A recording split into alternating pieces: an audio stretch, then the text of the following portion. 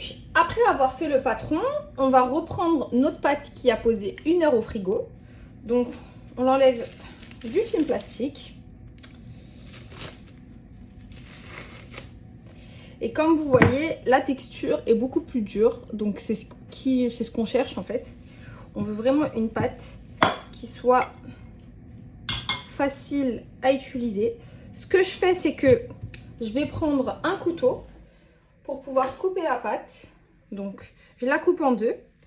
Comme ça, on pourra utiliser un bâton pour chaque partie du gâteau.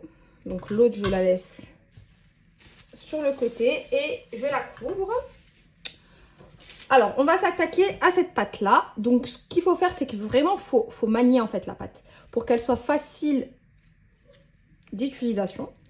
Donc là, vous voyez, elle est très facile d'utilisation, hein. On met nos doigts et vraiment, c'est simple. Donc, ce qu'on va faire, c'est qu'en fait, on va prendre un papier cuisson. On va poser la pâte.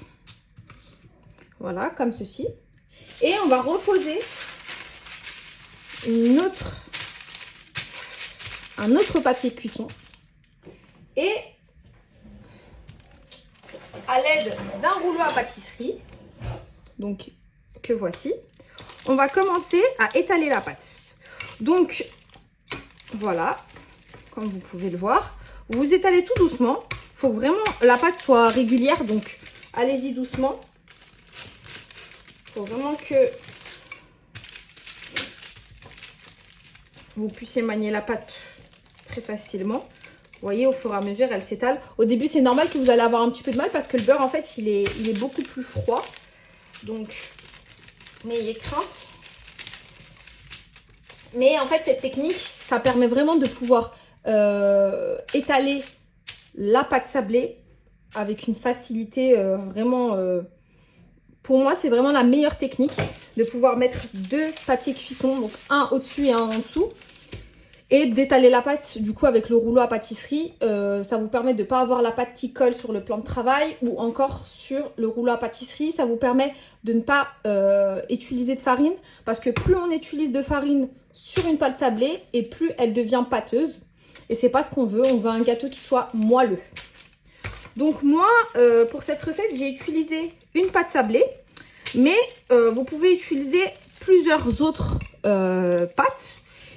Pour ce gâteau, vous pouvez utiliser par exemple la pâte sucrée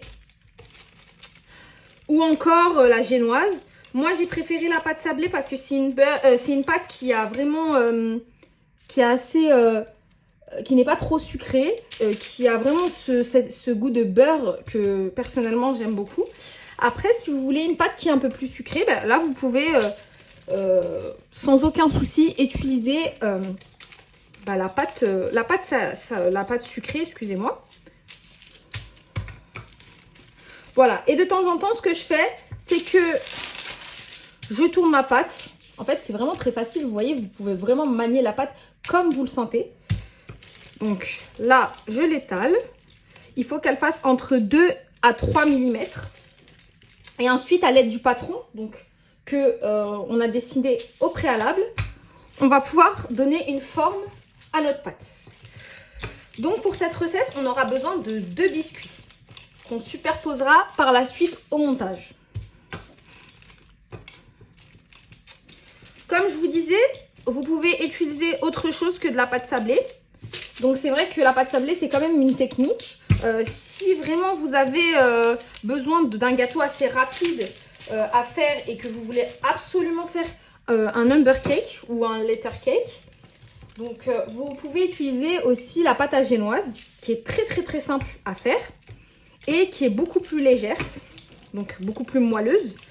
Voilà, et ça permet vraiment d'avoir un très beau gâteau aussi. Vous pouvez l'alimenter comme vous voulez, soit faire une pâte nature, donc soit voilà, avec de la vanille, ou encore vous pouvez l'aromatiser avec du citron ou encore du chocolat. Voilà, vous voyez la pâte au fur et à mesure elle s'étale. Donc là vous voyez elle n'est pas encore assez étalée. On peut le voir au niveau de l'épaisseur de la pâte. C'est pas assez. Donc on continue à étaler la pâte. Donc là, comme on peut voir, la pâte est assez grande pour pouvoir couper le patron.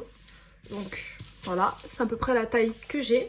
Au niveau du patron, vraiment, vous pouvez mettre la taille que vous voulez. Moi, j'ai décidé de faire un assez gros gâteau. Donc, j'ai utilisé un grand patron.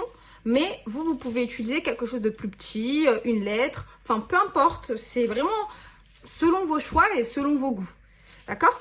Donc, ce que je vais faire, c'est que à l'aide d'un couteau, je vais découper ma pâte. Donc, j'enlève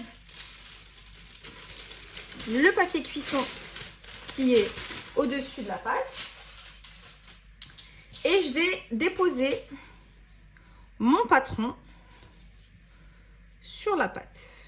Donc, voici, comme ça. Donc, voilà.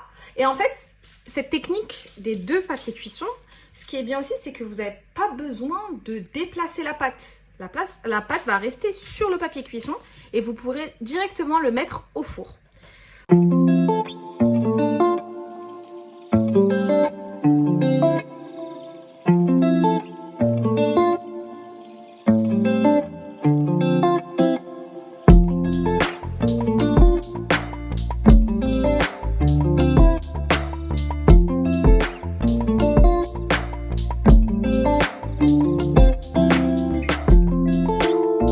Là, moi, je vais retirer tout l'excédent de pâte qu'il y a. Donc, hop là. Vous voyez, si on n'aurait pas mis, en fait, ce papier cuisson, la pâte, elle colle. Et on est obligé de la dédoubler avec... pas de la dédoubler, mais de la pas faire... Pour qu'elle colle pas, en fait, on est obligé de mettre de la farine. Et ça, c'est dommage parce que ça enlève tout... tout l'aspect de la pâte sablée. C'est dommage. Voilà. Là, comme vous pouvez voir, à l'aide du patron, on a pu découper notre pâte pour avoir la forme que je souhaitais avoir.